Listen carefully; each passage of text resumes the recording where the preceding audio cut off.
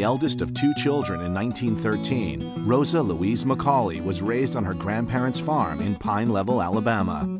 As a child, Rosa was exposed to the realities of segregation. She walked to school daily because the elementary school bus system prohibited black students from riding.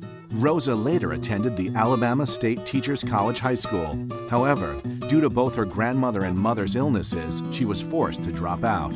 At 19, Rosa met Raymond Parks, who worked with Montgomery's NAACP chapter. After their marriage in 1932 and much encouragement, she earned her high school diploma. Rosa joined Raymond in the NAACP, serving as the chapter's secretary and youth leader. History is peculiar. It places gifted and talented women and men in situations where they must make a choice.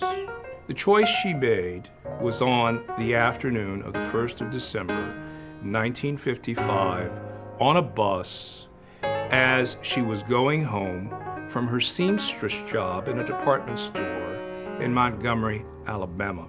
Rosa, along with 3 other black passengers, were told to give up their seats to a white male passenger. She refused and was arrested. An all-day bus boycott was organized on the day of Rosa's trial, December 5, 1955, where she was fined $14 and found guilty. She was a role model for courage in the face of racial injustice.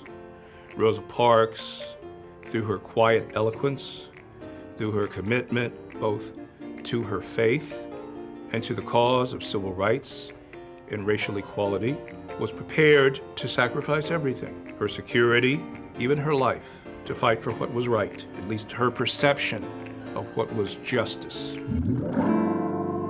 Thousands of people walked, carpooled, and took cabs to work. The boycott lasted 381 days, with the 26-year-old Reverend Martin Luther King Jr. as their leader. Rosa was not the first person to refuse to give up her seat. 2 other women were previously arrested for the same offense. However, it was this quiet 42-year-old who became the face of the Montgomery bus boycott.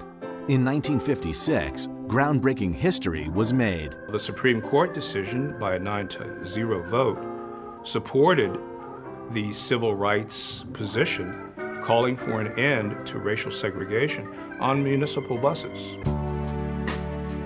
Unable to find work, largely due to her political stance, the Parks moved north to Detroit, Michigan, and by 1965, Rosa began to work for Congressman John Conyers until 1988 when she retired.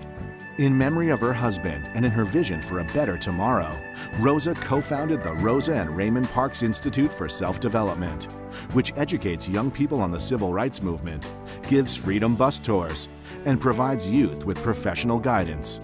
Rosa also worked giving lectures and advocating for social justice. Rosa Parks passed away on October 24, 2005. She was the first woman and second African American to lie in honor at the U.S. Capitol Rotunda. Rosa received over 24 honorary doctrines and numerous national and international awards, among them the Medal of Freedom from President Clinton and the Congressional Gold Medal of Honor. Rosa was a grassroots activist for social justice and peace, through her efforts in the civil rights movement to her participation in the anti-apartheid movement for South Africa. Although she never planned on getting arrested, her simple action changed the course of a nation. I think Mrs. Parks unexpectedly had greatness thrust upon her. I think she was born for it. And I do think she achieved it. You see what I mean? But had she not, of that particular day, said, "I'm not moving, my feet hurt," we would have a different nation and a different world.